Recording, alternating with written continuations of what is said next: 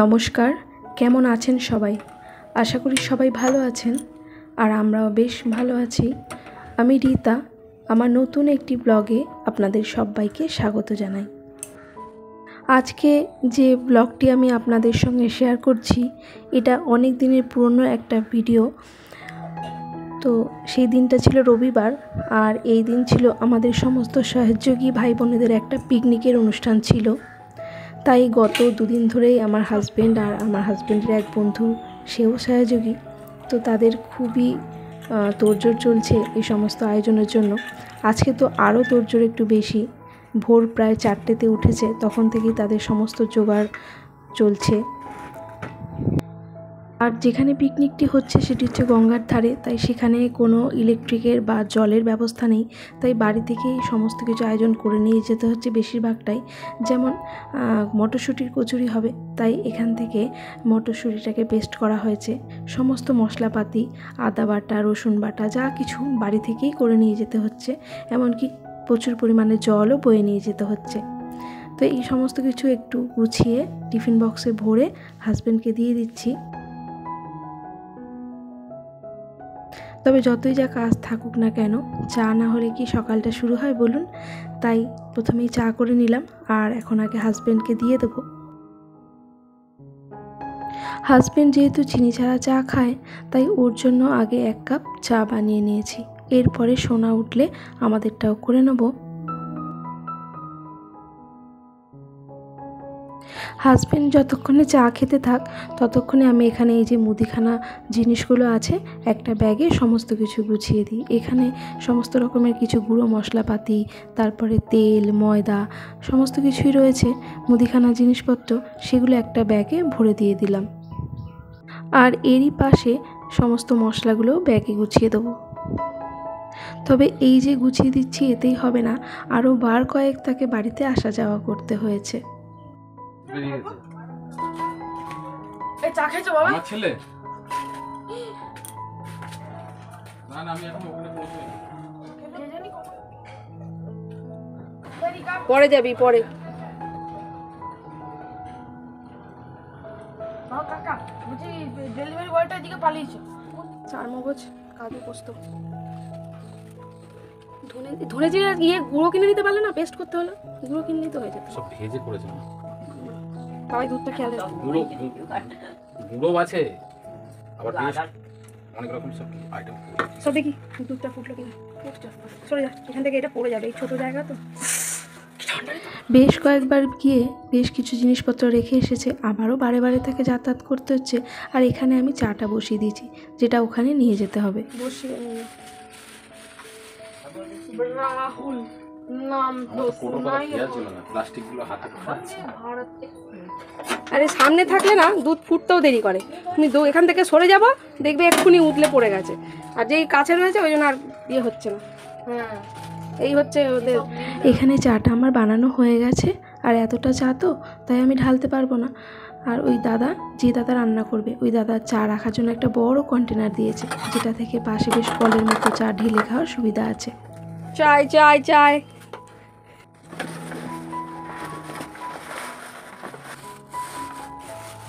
এখনো মশলা বাকি আছে, সব ভরবে এটার মধ্যে।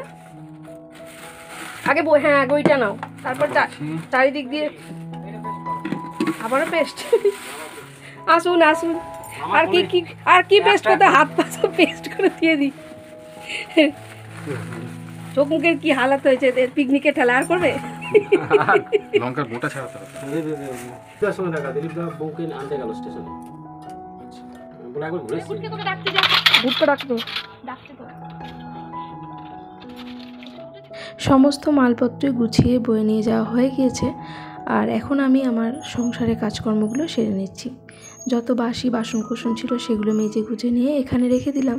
আর এই জায়গাটা বেশ জল যেতে যেতে অপরিষ্কার হয়ে গেছে, তো ভাবছি অনেকে আসবে, বাড়িতেও হয়তো আমার বাড়িতেও 2-1 লোকজন আসবে, তো এই শ্যাওলা জায়গাটা পরিষ্কার না করলে মনটা বড্ডই খচখচ করছে।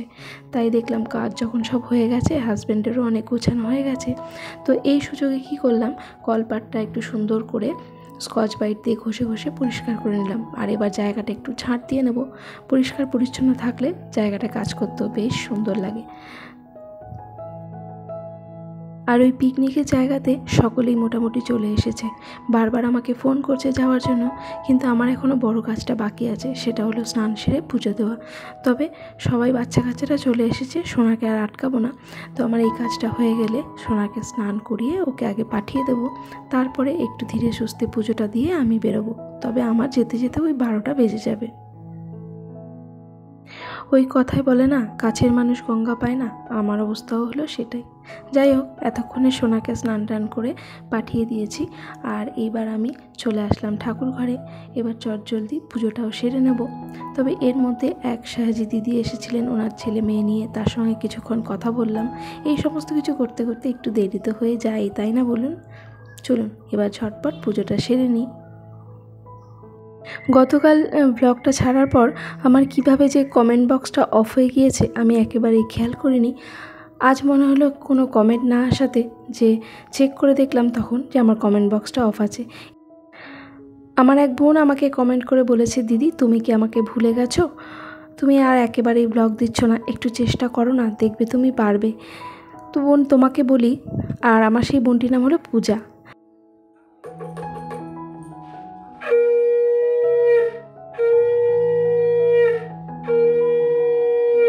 তো বোন তোমাকে বলি, তোমাকে কি ভোলা যায় বলো? তোমার মতো একটা মিষ্টি মেয়ে।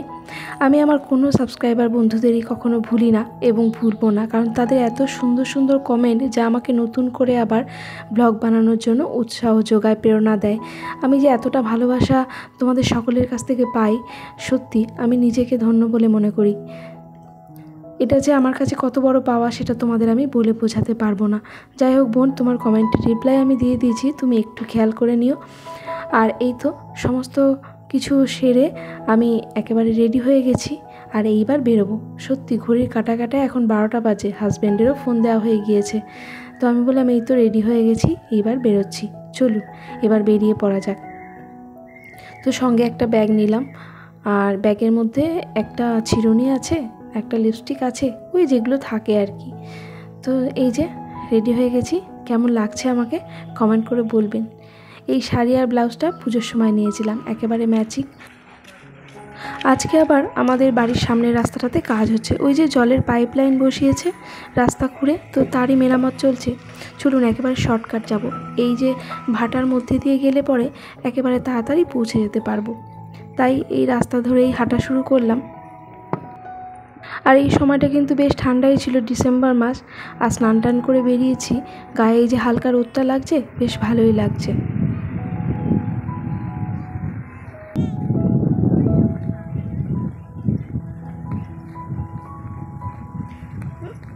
টোটো নিয়ে আসলে কেন? হেঁটেই তো আসতে পারতে।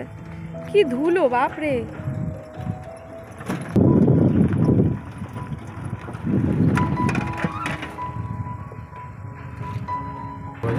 ওর খাবো বাবা তোমার জন্য অপেক্ষা করছে, বলছে মৃত্যুন্দা বলছে। আমি বেরোচ্ছি শুনে হাজব্যান্ড আবার টোটো নিয়ে এগিয়ে চলে এলো। যাক ভালোই হলো, বেশ কিছুটা রাস্তা টোটো করে যাওয়া হবে। এই যে মাঠ ঘাট নদী পাহাড় পর্বত পেরিয়ে চলেই এসেছি। মনে হচ্ছে না, তো দেখে আসি একটু। কাছের মানুষই গঙ্গা পায় না।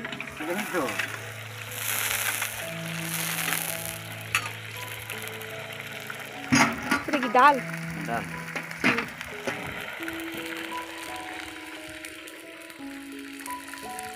এখানে একটা কিছু টানালে ভালো, তোমার রোদ লাগবে না তোমাদের?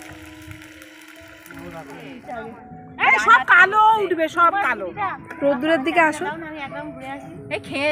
চলো নিচে আসলে খেতে দিবি না? না নাচলে খেতে দিবি না?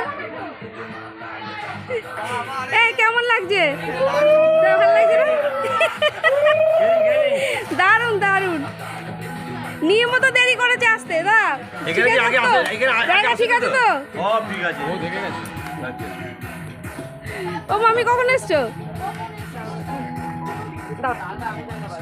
আমার না তোমার পড়ে যাবে।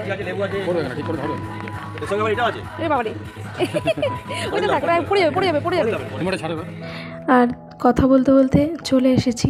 সবারই টিফিন খাওয়া হয়ে গিয়েছে, আর এক পাট নাচও হয়ে গিয়েছে, আমি সবার শেষে এলাম। তো যাই হোক, সবাই এদিক ওদিকে একটু ঘুরতে গিয়েছিল, তো আমি টিফিনটা সেরে আবার এদিকে চলে আসলাম। এবার চলছে আমাদের সেলফি তোলার পালা, তারপরে হবে ডান্স।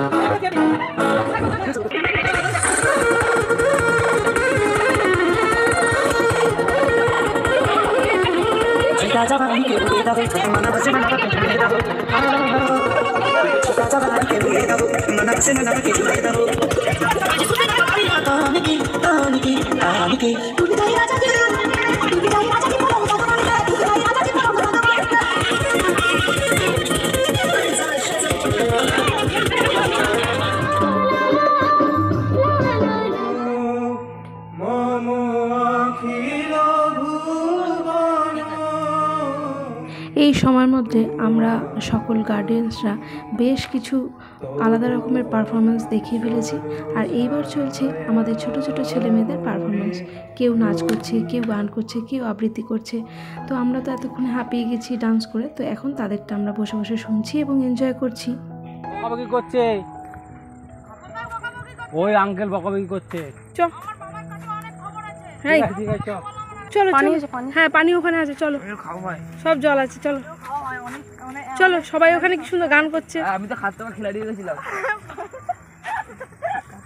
রান্না কমপ্লিট, চিকেন হচ্ছে। আর এখানে কি হচ্ছে দেখানো যাবে একটু? এইগুলো ডাল আছে, খোলো না, খোলো খোলো খোলো খোলো। খুলবো, বাবারে উড়ে যাচ্ছে তো। এখানে আছে ফুলকপির, কি এটা যাই হোক, ফুলকপি পনির। আর এটা পনির, এটা ফুলকপির কিছু একটা তরকারি। আর এটা কি, এটা কিছু আছে, আর ওটা আছে ভাত আছে, তাই তো। আর এখানে চিকেন হচ্ছে।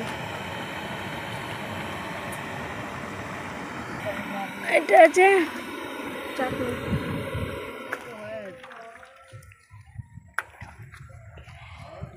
ওই যে পাতার মধ্যে কি মশলা,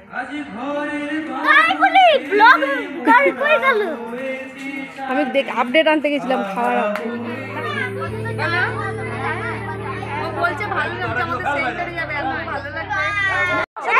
বলতে হবে গাইস, আমার হাতে থালা ধরিয়ে দিয়েছে পাতা।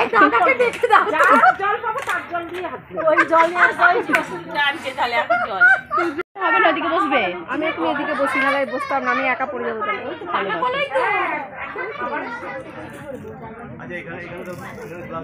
দাদাদের ঘাট দিয়ে যাচ্ছে তো, ওই জন্য দিদিরা শুধু দাঁত বের করছে। তুলেছি, আরে বেগুনি কেন, ছবিও তুললাম। তুমি ছিলা কোথায়? বেগুনিটা দারুণ খেতে। অভিজিৎ আর নন্দনদাকে তার জন্য থ্যাংক ইউ। বলছি আমি বাদ, দাদাদের থ্যাংক ইউ। সব দাদা, মিথুন দা, তারপরে নামটা ভুলে যাচ্ছি, ওই দাদা নাম বলো না, দিব্যেন্দু দা। না তবে দুই ক্রেডিট হচ্ছে দুজনের। এইটি কেন না 90 বলা যায়, 90 না 99 বলা যায়। দাদা দিচ্ছে ডাল। ঠাকুরপো, ঠাকুরপো, আমার ঠাকুরপো মালা দাদা।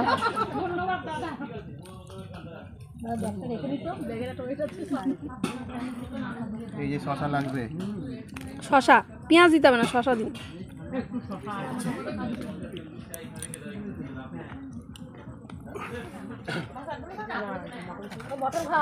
ও বাবারে, ওই জন্য গরম বেশি।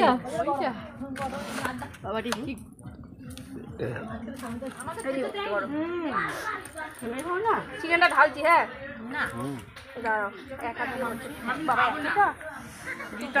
চিকেনটা ঢাললো। বাহ দারুণ। খুব সুন্দর হয়েছে রান্নাটা, দারুণ হয়েছে। যদিও আমি মাছটা কোনোদিন পাতে করিনি। কেমন হয়েছে রান্না? খুব সুন্দর হয়েছে।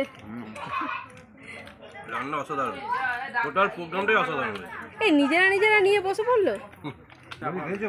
হ্যাঁ আমাদের তো ডাল ফুলকপি।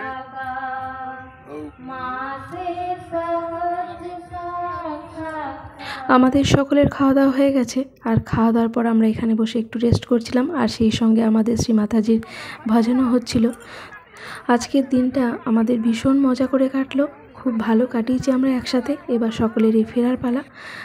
সকলকে বিদায় জানাচ্ছি, সেই সাথে আপনাদেরও বিদায় জানাবো। সকলে ভালো থাকবেন, আবারও দেখা হবে। আবার এবছরে আবার হবে।